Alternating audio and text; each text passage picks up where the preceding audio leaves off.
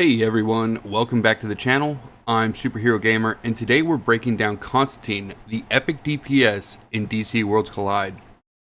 We'll go over his kit, best gear sets, artifacts, team synergies, strengths, weaknesses, PvP and PvE performance, and my final thoughts on whether you should build him. If you enjoy these guides, don't forget to like, subscribe, and hit the bell so you never miss a new character breakdown or a team guide. And remember, I stream every Tuesday, Thursday, and Friday at 6 p.m. EST if you want to come catch me live. Alright, so the first thing we're going to go over with Constantine is his kit. His ultimate. He's going to sacrifice 20% of his current HP to burn a giant magic circle into the ground. It's going to deal 175% attack damage as superpower damage to all enemies. He is going to gain 10% lifesteal. At level 2, the damage is increased to 190% and dispels one buff from the enemies. And at level 3, the damage is increased to 205%. Up next is his basic. His basic is going to deal 120% attack as superpower damage to one enemy. At level 2, the damage is increased to 130%. When attacking, the ally with the lowest attack gains weakened for 2 turns, and Constantine gains strong attack for 2 turns. And at level 3, the damage is increased to 140%. Next, we have his passive. At the start of an ally's turn, they lose 15% of their current HP and gain strong attack plus recuperate for 2 turns. At level 2, if the ally has less than 60% HP, they also gain an extra strong attack. And at level 3, if the ally has less than 40%, they additionally gain shelter. His second passive. At the end of each turn, Constantine progresses a magic circle, 1 out of 3 each time. When complete, it spawns 3 magic projectiles, each hitting a random enemy for 65% attack as superpower damage. At level 2, the damage is increased to 75%, and at level 3, the damage is increased to 85%. Now let's go ahead and talk about his badge. At level 10, magic projectiles have a 35% chance to dispel one buff from the enemy. At level 20, the projectiles deal an additional 15% damage and have a 25% chance to spawn 1 extra projectile.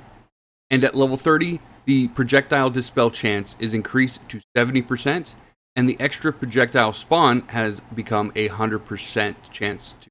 Now for his gear recommendations.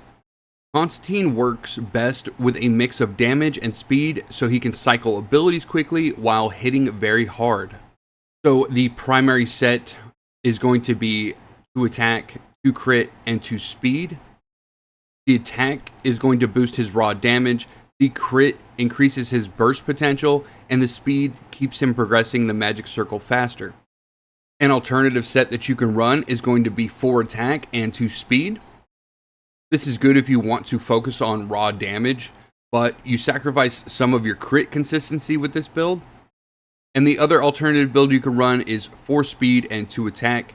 This is going to be best for longer fights, maximizing his turn cycling, letting him spam buffs, debuffs, and projectiles while still hitting decently hard. His main goal is to deal AoE damage while constantly buffing allies and charging his magic circle, so these builds let him flex between utility and raw damage.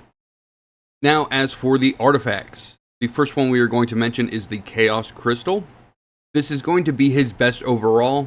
It sacrifices HP at round 2 to gain damage amplification, lifesteal, speed, crit, and later immunity to control debuffs. This artifact plays perfectly with his HP sacrifice kit and makes him a mid-fight powerhouse. The next one I want to talk about is going to be the Vial.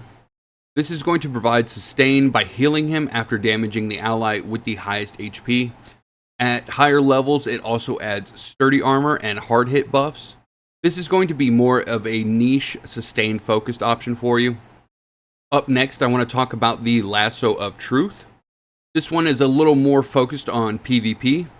It's going to guarantee crits on his first ultimate, and at higher levels can silence up to 2 enemies for 2 turns.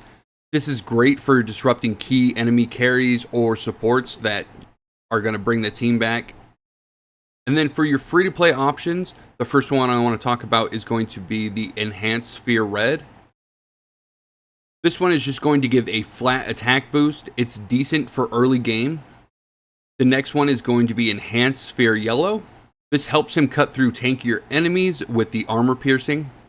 And the last one we're going to mention is going to be the Enhanced Sphere Orange. This is going to be the best budget option. It makes his AoE and magic circle projectiles more consistent with crit damage. Overall, the Chaos Crystal is probably the best in slot for him, while Orange Sphere is the strongest free-to-play friendly option until you get more premium artifacts like the legendaries that we mentioned. Now for his best synergies. Constantine is a core member of the Sacrifice team. His kit revolves around HP trading, turning lost HP into buffs and damage. So some of your better synergies are going to be Aquaman, Mera, Pandora, and Dr. Fate. For Aquaman, he's going to offset Constantine's HP cost by healing sacrificed health, and he copies buffs to himself through Mera. Mera synergizes perfectly with the self-sacrificing mechanics, stacking damage reduction and sustain. Pandora is going to provide shield and cleansing to stabilize Constantine after HP sacrifices. And Dr. Fate benefits from allies sitting at lower HP and adds devastating AoE damage to the comp. Outside of this comp, Constantine feels a little bit risky, but still usable. Inside of this comp, he's one of the engines that really makes this team function. So what are Constantine's strengths? Well, he is a team-wide buff engine. He hands out strong attack and recuperate consistently. He also has really good AoE damage.